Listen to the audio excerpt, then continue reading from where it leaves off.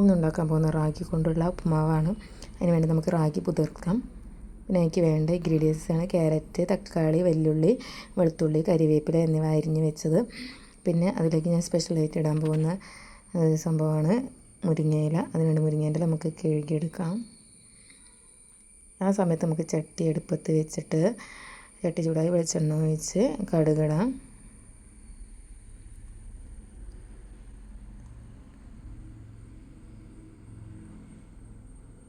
കടുക് ഏകദേശം പൊട്ടി വന്ന് അതിലേക്ക് നമുക്ക് വെളുത്തുള്ളി ഇടാം.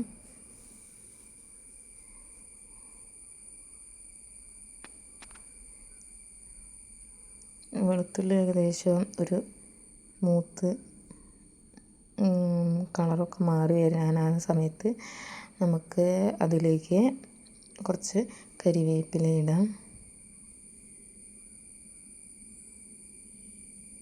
പിന്നെ അരിഞ്ഞ് വെച്ച കഷ്ണങ്ങൾ മൊത്തത്തിൽ നമുക്ക് വെളിച്ചെണ്ണയ്ക്കും അതിലേക്ക് ഇടാം.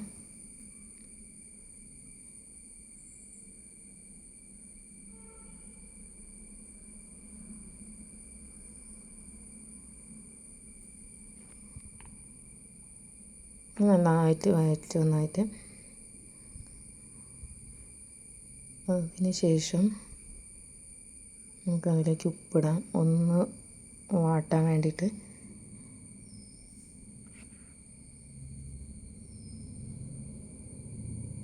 പിന്നെ മഞ്ഞൾപ്പൊടി,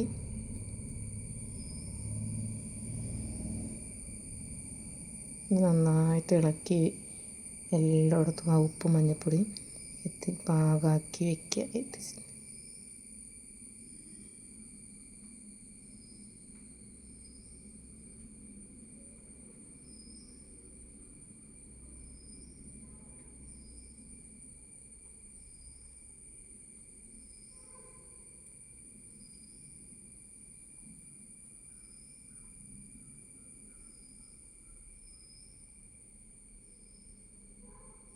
പിന്നെ ഞാൻ അതിലേക്ക് ഇടുന്ന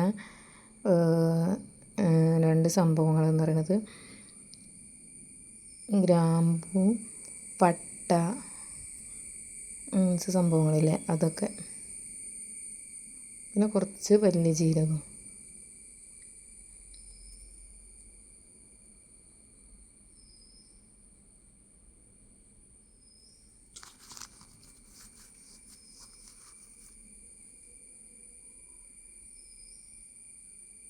അതൊക്കെ ഞാൻ എടുത്ത് വയ്ക്കാൻ വേണ്ടി പോയതാണ് ഈ സമയത്ത്. ഞാൻ കണക്കൊന്നുമില്ല, കൈയിൻ്റെ അളവിനനുസരിച്ച് ഞാൻ എൻ്റെ കയ്യിൽ ഒരളവിനനുസരിച്ചിട്ടാണ് ഞാൻ പാത്രം എടുത്ത് ഇടുന്നത്.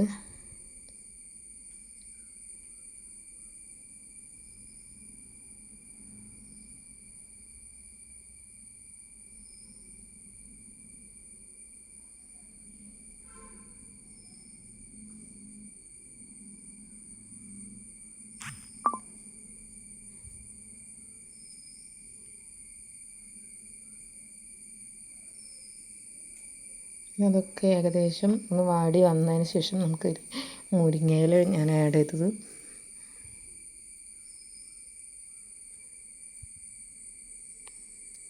മുരിങ്ങയില ഇട്ട് കൊടുത്തതിന് ശേഷം നന്നായിട്ട് ഇളക്കിയിട്ട്, അതിൽ വെള്ളമൊന്നും ചേർക്കണ്ട.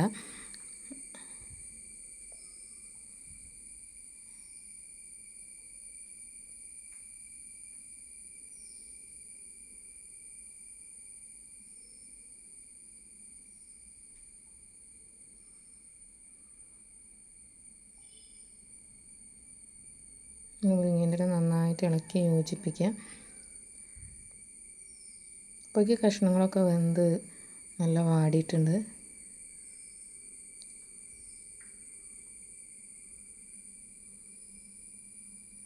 ഇനി അതിലേക്ക് ഇടാൻ പോകുന്നതാണ് റാഗീൻ്റെ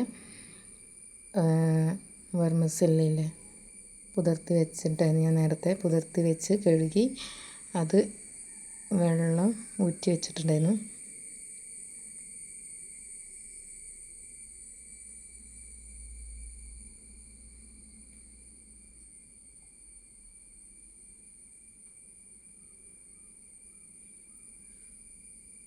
അതിൻ്റെ മുന്നോടിയായിട്ട് ഒരു മസാലപ്പൊടി ചേർക്കാണ്ടായിരുന്നു. അത് ഞാൻ ചേർത്തു.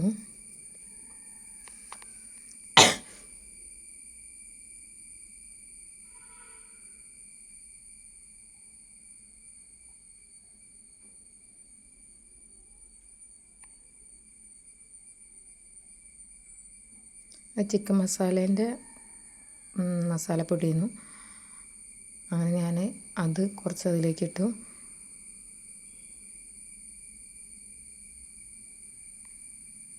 പിന്നെയാണ് റാഗീൻ്റെ കുതിർത്ത് വെച്ച റാഗി ഞാൻ ആ കൂട്ടിലേക്ക് ചേർത്തത്.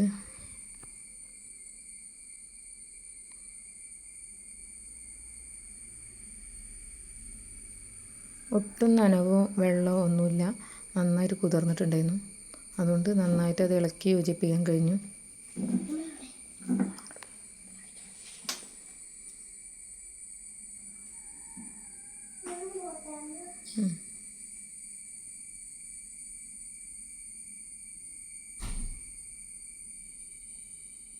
അങ്ങനെ അത്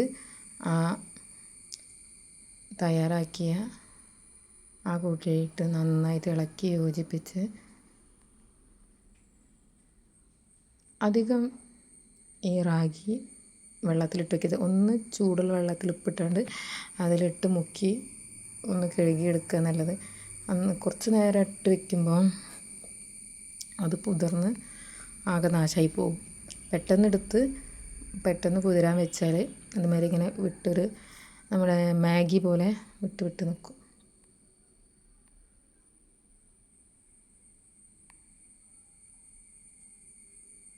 വേണമെങ്കിൽ ഡ്രൈ ആയി നിൽക്കുകയാണെങ്കിൽ കുറച്ച് വെള്ളം തൂവി കൊടുക്കുക.